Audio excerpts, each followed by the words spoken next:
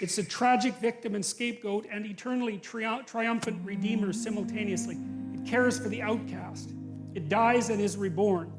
It's the king of kings and hero of heroes. It's not the state, but is both the fulfillment and critic of the state. It dwells in the perfect house. It is aiming at paradise or heaven. It can rescue from hell. It cares for the outcast. It's the foundation stone and the cornerstone that was rejected, and it's the spirit of the law. And then it's spirit-like. It's akin to the human soul. It's the prophetic voice. It's the still small voice of conscience. It's the spoken truth. It's called forth by music. It is the enemy of deceit, arrogance, and resentment. It's the water of life. It burns without consuming, and it's a blinding light. Okay, so that's a very well-developed set of poetic metaphors, essentially, right? So these are all, what would you say, glimpses of the transcendent ideal. That's the right way of thinking about it. They're glimpses of the transcendent ideal. And all of them have a specific meaning. And, well, in part what we're going to do is go over that meaning as we continue with this series. And so what we've got now is a brief description, at least, of what this is. In the beginning, God created the heavens and the earth. We know it's associated with the logos in this sequence of stories. We know it's associated with the word and with consciousness. And we know that it's associated with whatever God is. And then I laid out the metaphoric landscape that at least in part describes God. And so now we have some sense of the being that does this, creates the heavens and the earth. The earth was without form and void. That's that chaotic state of intermingled confusion. And darkness was over the face of the deep. And the Spirit of God was hovering over the face of the waters. And God said, "Let there be light." And there was light. That's what happens when you graduate from university. It's like you're king of the mountain for one day, and then you're like surf at Starbucks for the next 5 years, you know? So, yeah. So what happens is that human beings are weird creatures because we're much more activated by having an aim and moving towards it than we are by attainment. And what that means is you have to have an aim, and that means you have to have an interpretation. And it also means that the nobler the aim, that's one way of thinking about it, the better your life. And that's a really interesting thing to know because, you know, you've heard ever since you were tiny that you should act like a good person and you shouldn't lie, for example. And you might think, well, why the hell should I act like a good person and why not lie? I mean, even a 3-year-old can ask that question because smart kids learn to lie earlier, by the way. And they think, well, why not twist the fabric of reality so that it serves your specific short-term needs? I mean, that's a great question. Why not do that? Why act morally? If you can get away with something and it brings you closer to something you want, well, why not do it? These are good questions. It's not self-evident. Well, it seems to me tied in with what I just mentioned. It's like you destabilize yourself and things become chaotic. That's not good. And if you don't have a noble aim, then you have nothing but shallow, trivial pleasures, and they don't sustain you. And that's not good because life is so difficult, it's so much suffering, it's so complex. It ends and everyone dies and it's painful. It's like without a noble aim, how can you withstand any of that? You can't. You become desperate, and once you become desperate, things go from bad to worse very rapidly when you become desperate. And so there's the idea of the noble aim, and it's not something. It's something that's necessary. It's the bread that people cannot live without, right? That's not physical bread. It's the noble aim. And what is that? Well, it was encapsulated in part in the story of Marduk. It's to pay attention. It's to speak properly. It's to confront chaos. It's to make a better world. It's something like that.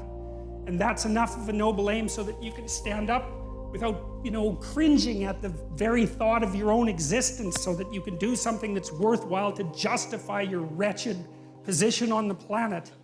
So now the literary issue is that, so look, you take a text, you can interpret it in a variety of ways, but that's not right. This is where the postmodernists went wrong, because what you're looking for in a text, and in the world for that matter, is sufficient order and direction.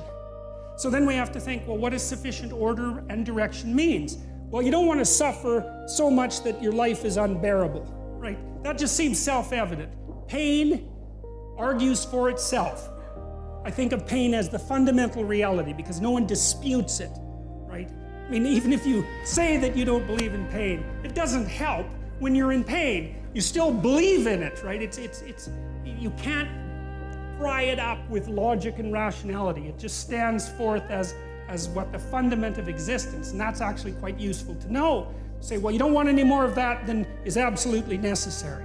And I think that's self-evident. And then you say, well, wait a minute, it's more complicated than that. You don't want any more of that that's necessary today, but also not tomorrow and not next week and not next month and not next year. So however you act now, better not compromise how you're going to be in a year, because that would just be counterproductive. That's part of the problem with short-term pleasures, right? It's like act in haste, repent at leisure. Everyone knows exactly what that means. So you have to act in a way that works now and tomorrow and next week and next month and so forth. And so you have to take your future self into account.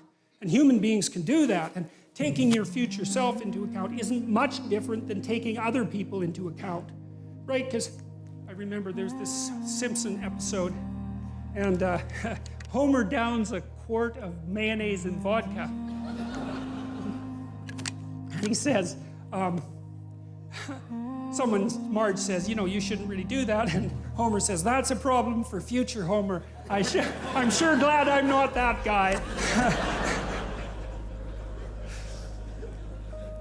That's so ridiculously comical, But you see, we have to grapple with that. And so the you that's out there in the future is sort of like another person. And so figuring out how to conduct yourself properly in relationship to your future self isn't much different than figuring out how to conduct yourself in relationship to other people. But then we could expand the constraints.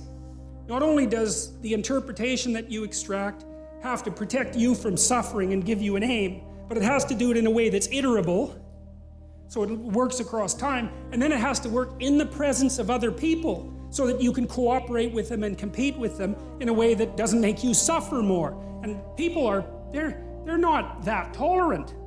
They have choices. They don't have to hang around with you. They can hang around with any one of these other primates. And so if you don't act properly, at least within certain boundaries, it's like you're just cast aside.